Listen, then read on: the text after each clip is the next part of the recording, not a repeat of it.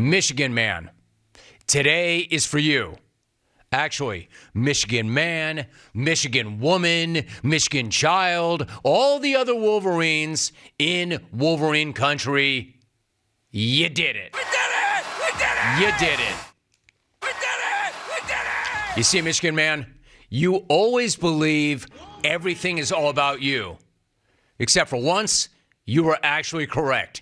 The college football season actually was all about you. From that first 3-game suspension for Jim Harbaugh to the second 3-game suspension for Jim Harbaugh, all the way through Jim Harbaugh up on that podium last night, sitting next to the CFP trophy, proclaiming his innocence. You see, the bottom line for the Michigan men is that they are national champions for the first time since 1997. Nobody will ever be able to take that away from you, Michigan man, Michigan woman, Michigan child. Now, the NCAA damn well may try, but they'll never be able to snatch the feeling that you have this morning or the night that you had last night and what you just experienced and what you just lived through. Or the season that you just experienced overall. A season that I've been calling the magical season of scandal for months. And it really was just as magical in the end as it was scandalous. You see, Michigan man, I do have something positive to say about you. It really was as magical in the end as it was scandalous. You see, I'm not going to take anything away from this team because they were clearly the best team in the country this season. They earned that. Now, having said that, they also earned all their own adversity, which they did successfully overcome. What I'm saying is this: Michigan earned everything that they got this year, the good and the bad. And in the end, the good is going to outweigh the bad because they got their natty. And they deserve their natty. Michigan was dominant last night. They played like Connor Stallions in person, scouted every single Washington game all year long. Almost like that guy had in his own possession their playbook. Frankly, this team is so good, I don't even understand why they felt the need to cheat in the first place. Just messing with you, Michigan man. Relax. Sort of. I mean, reality is, nobody thinks that some stolen signs or signals were the difference in that game last night. Reality is, Michigan did open up a whole can of whoop ass on the Huskies last night. Washington, frankly, was lucky they were even in that game. They were lucky to hang in that game because that game was over after the first quarter. That game was way closer than it should have been. That game stayed within one possession for way, way, way too long.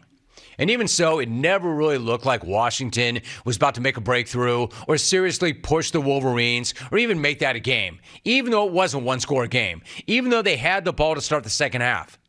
It looked more like Michigan played the entire game with 14 dudes on the field. And the Huskies were just essentially hanging on for dear life. Now, Michigan might not have played their best game. However, Washington might have played their worst game.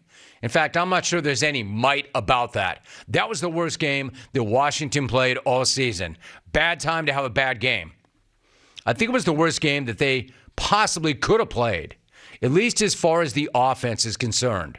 I'm not sure that offense could possibly look any worse or any more overwhelmed than it did for the entire game. Maybe it was foolhardy to think that Michael Penix Jr. could have that same performance he had against Texas again last night.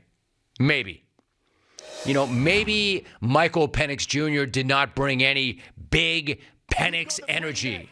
But you know what he brought last night? More than anything else? Big NFL backup energy. I mean, I've just never seen that guy like that. I've never seen that guy miss so many open receivers. His timing seemed off. He got beat the hell up.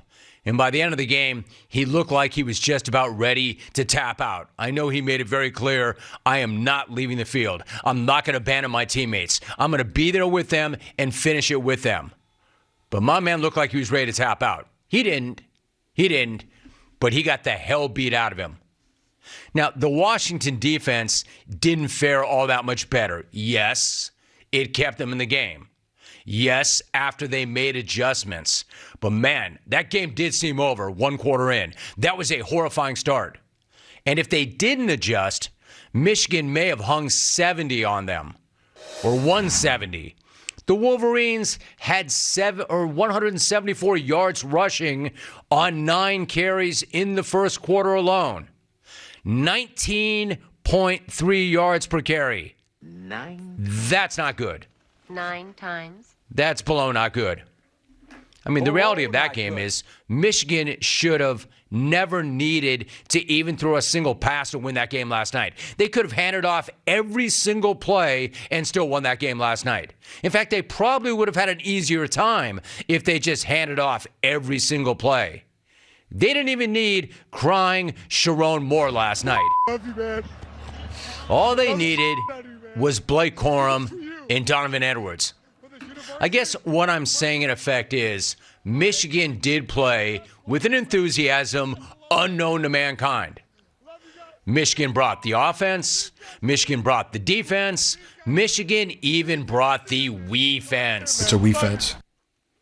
The self-anointed America's team are now, once again, national champions. And frankly, they deserve it. They do. Now, of course, I don't really understand anything that Harbaugh had to say after the game. Generally, I don't understand anything that he has ever said dating back to his ill-fated smack-off attempt. And that holds up after last night. I mean, that last night, I understand that was a big night for him, but he was making even less sense than he normally doesn't make. Starting with that touching ode to confetti. Like, what is that dude talking about? What's he even talking about? What's he ever talking about? And I'm serious. I'm not here to hate. I'm not hating. I am not here to hate. I am here to try to understand. Why is every day like smack off day for this dude? What's he going in on and going on about the confetti? That there's a story in every one of the pieces of confetti falling. There is? I mean, my man just climbed the mountain after years and years and years of trying. He had 1 foot out the door at one point.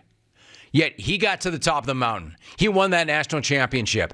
And the very first thing that he says into a microphone is this? What story? What story could confetti possibly tell? What has the confetti seen, Jimbo?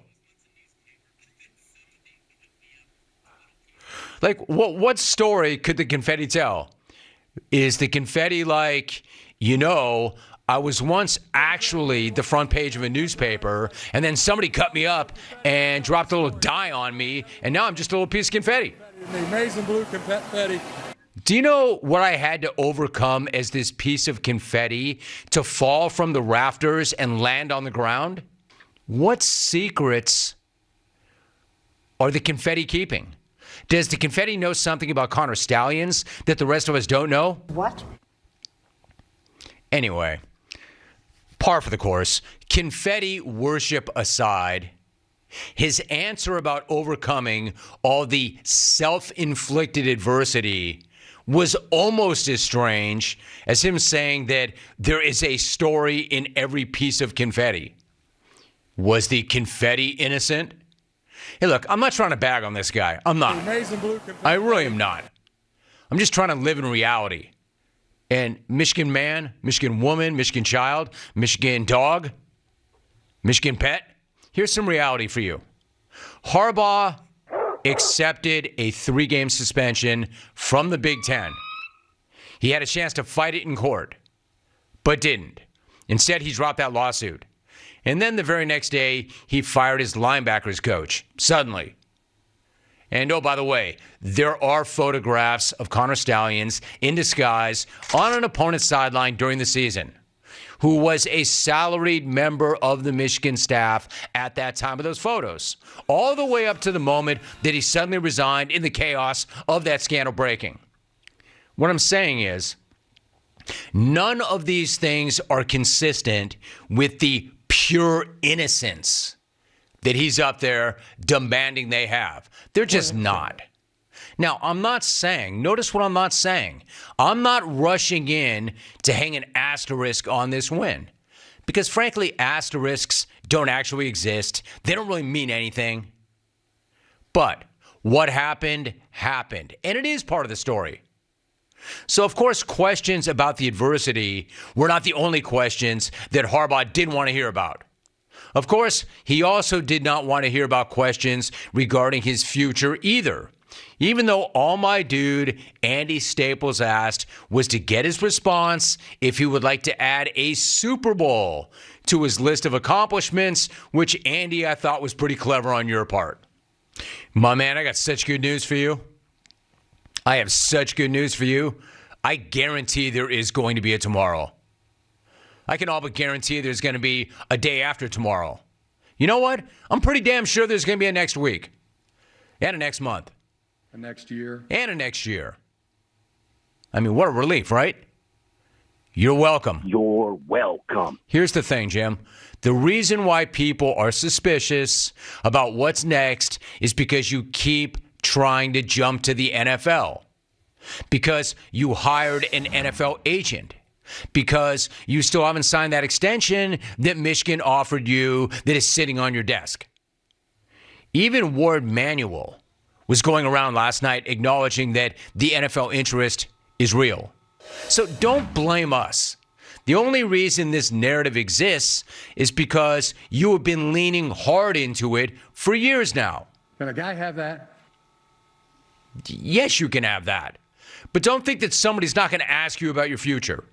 There's a good reason why everybody assumes that you're about to walk off on this win and head right back to the NFL. And the reason is, it definitely looks like that's exactly what's going to happen. And again, that's not hating. That's not trying to diminish what you just accomplished. That's not trying to take anything away from this guy. That's just the reality of where this has been heading all along. Thank you so much for watching. Please like, comment, and subscribe, and hit the bell to be the first to know when we do upload a new video.